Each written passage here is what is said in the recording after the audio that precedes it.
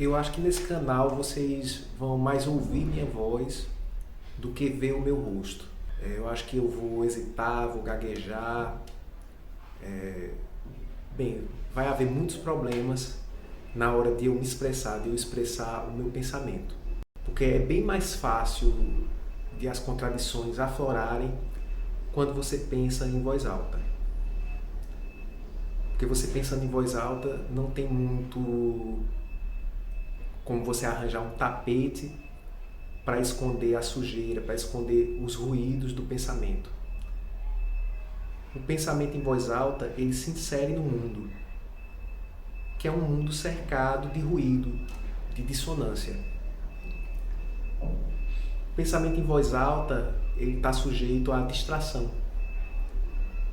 Diferente de quando a gente pensa em silêncio, de quando a gente está meditando, de quando a gente se tranca.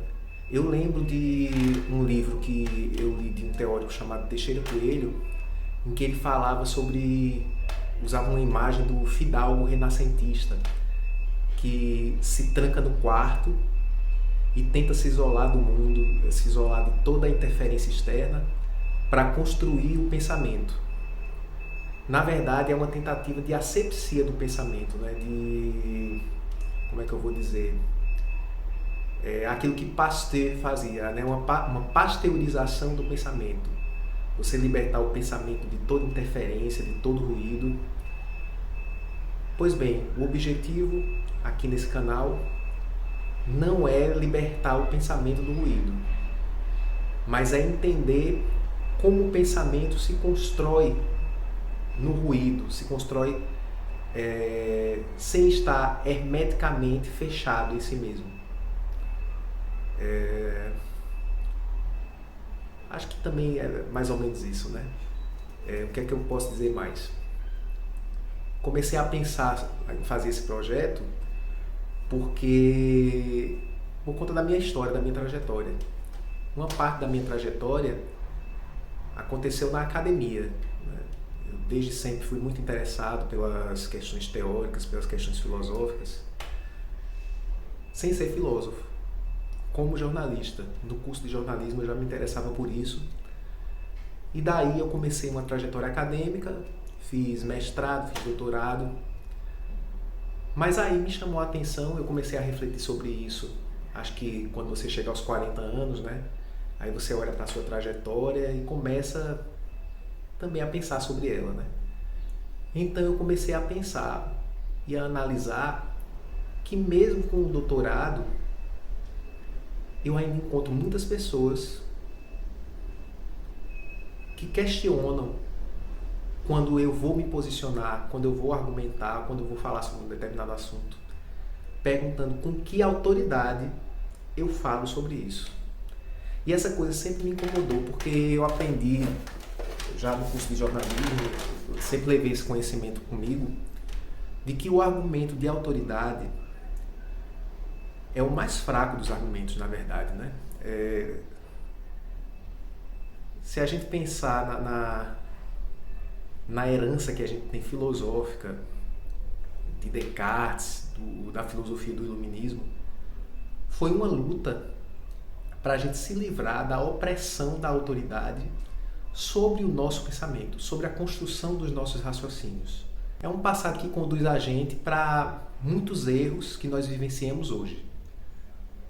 Mas tem uma coisa muito boa, né, nessa herança filosófica, iluminista, racionalista, que é a ideia de que nós temos dentro de nós uma parte da nossa razão é fundada na liberdade de pensar, na liberdade de nós construirmos nossa linha de pensamento independente das influências externas, das heranças externas.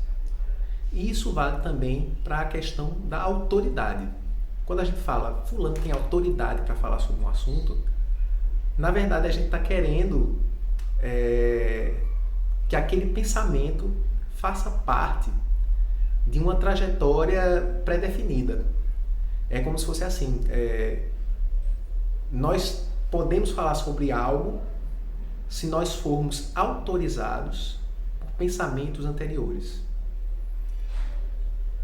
Me entenda, em certa medida isso faz sentido, porque se não houver isso, não há como existir o edifício da ciência.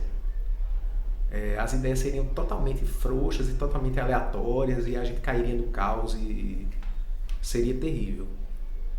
Então não é isso que eu quero. Na verdade, acho que o que eu me proponho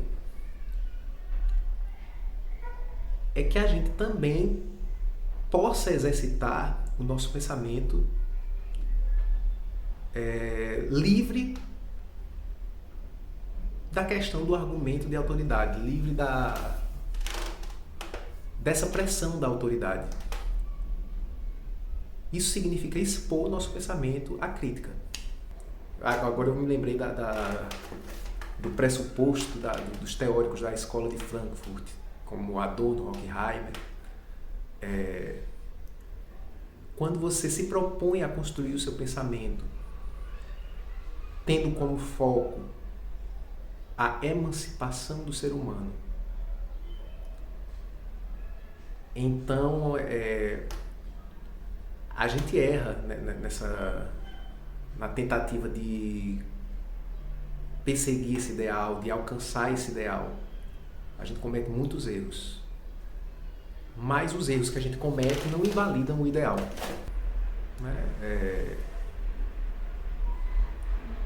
Toda tentativa da gente de comunicar, de se expressar, é uma tentativa de fazer valer a pena a nossa presença ou a nossa ausência. Mas eu não quero servir de referência para ninguém, né? Não é meu objetivo, não é minha ambição. Eu vou tentar resumir o propósito do canal com um trecho aqui do discurso do método de Descartes.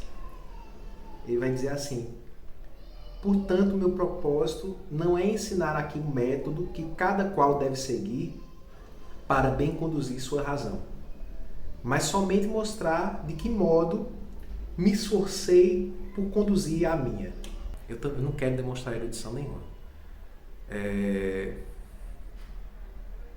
O que eu quero é entender esse processo da leitura em voz alta, do pensamento em voz alta, e as imagens que esse percurso suscita. E quando a gente se propõe a ler algo em voz alta, pensando em voz alta, se desarmando, acho que o pensamento da gente é muito armado, porque a gente tem medo de pensar. Eu, pelo menos, muitas vezes tive medo de pensar, a gente tem medo de falar, porque tem medo de ser bobo, tem medo de que os outros achem que a gente não tem capacidade. E se vende muito essa imagem nos cenários de construção do pensamento, na escola, na academia, nas universidades, em vários lugares, né? É aquela ideia de que, de antemão, em vez de pensar, em vez de se permitir pensar, de se permitir refletir, raciocinar, é aquela ideia de que, em vez de se permitir raciocinar e se permitir refletir, a gente fica muito preocupado em definir quem pode falar ou não, quem é ou não capaz de falar, capaz de pensar. A gente tem muitas ilusões a respeito dessa questão do método. É como se o método fosse algo que viesse para corroborar, para afirmar a autoridade que alguém tem para falar, em detrimento de outras pessoas que não teriam essa autoridade. Mas eu acho que não é nada disso. Eu acho que o que acontece é assim. A ideia de Descartes é que nós temos uma parcela da nossa razão que é liberdade, que é a ânsia pela liberdade do pensamento, pela autonomia do pensamento. E o método é uma tentativa da gente de se situar entre as nossas diferentes razões, as diferentes modalidades da nossa razão. Nós temos razão, uma parcela, eu vou chamar de parcela, da nossa razão, que dialoga com a cultura, com as heranças culturais, as influências culturais. Algo que nos precede. Nós temos uma parcela da nossa razão que eu acredito que é autônoma, na medida do possível autônoma, que nos permite questionar, nos permite duvidar, nos permite até errar, porque a gente também não se permite errar, né?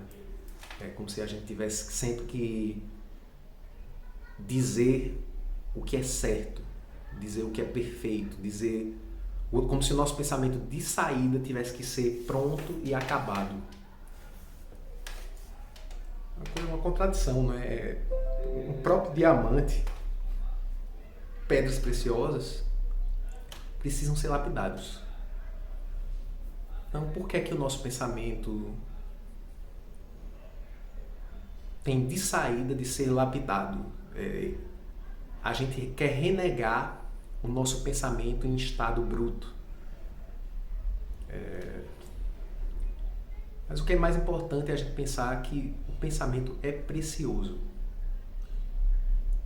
E para mim o critério da preciosidade do pensamento é o pensamento que tem como pano de fundo o ideal de contribuir para a emancipação humana. E aí você vai perceber, se eu fugir desse pressuposto, eu peço que vocês me critiquem e me ajudem. Porque eu não acredito em pensamento ou em subversão do pensamento, ou crítica ao pensamento que tenha por objetivo promover violência ou promover discriminação ou promover opressão. Isso aí foge totalmente do objetivo de uma razão que se analisa, se autoanalisa. E eu quero que a minha razão se autoanalise. Poderia ficar... porque essa ideia de pensar em voz alta, né, a gente atribui muito aos loucos, aos solitários, né? Fica imaginando aquela questão de... aquele estereótipo, né, da pessoa que é uma louca solitária, isolada. E nem também o foco é desautorizar qualquer interpretação filosófica, vamos dizer, canônica, ou de pessoas consideradas autoridades. Não é desautorizar, mas é você tentar perceber como na construção do pensamento ou da reflexão estão em conflito esses diferentes universos.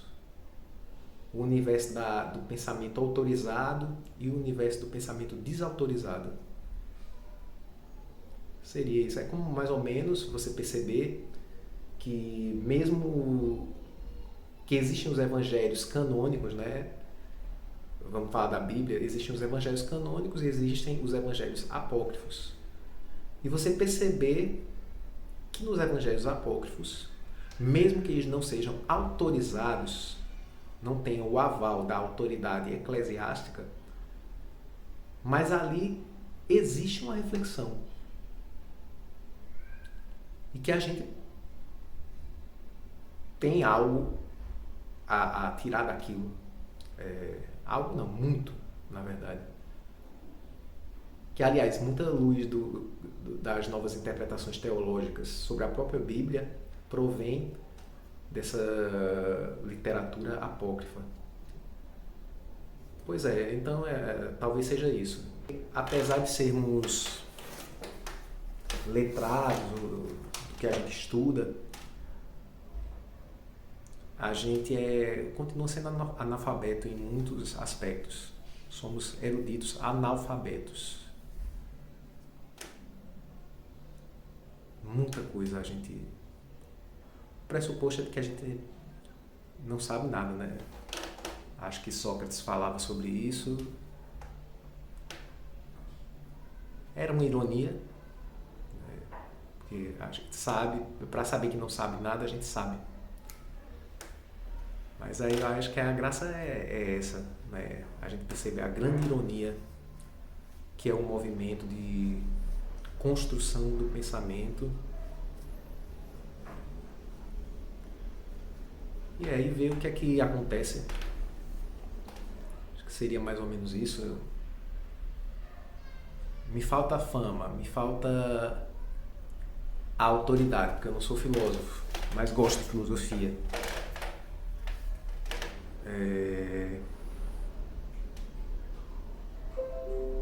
Essa questão de saber,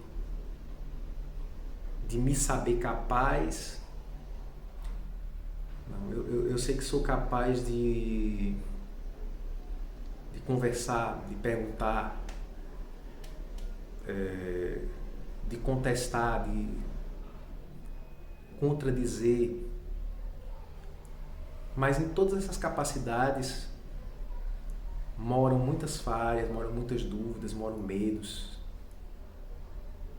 Então eu acredito que em todas as nossas capacidades moram medos, moram dúvidas, moram hesitações.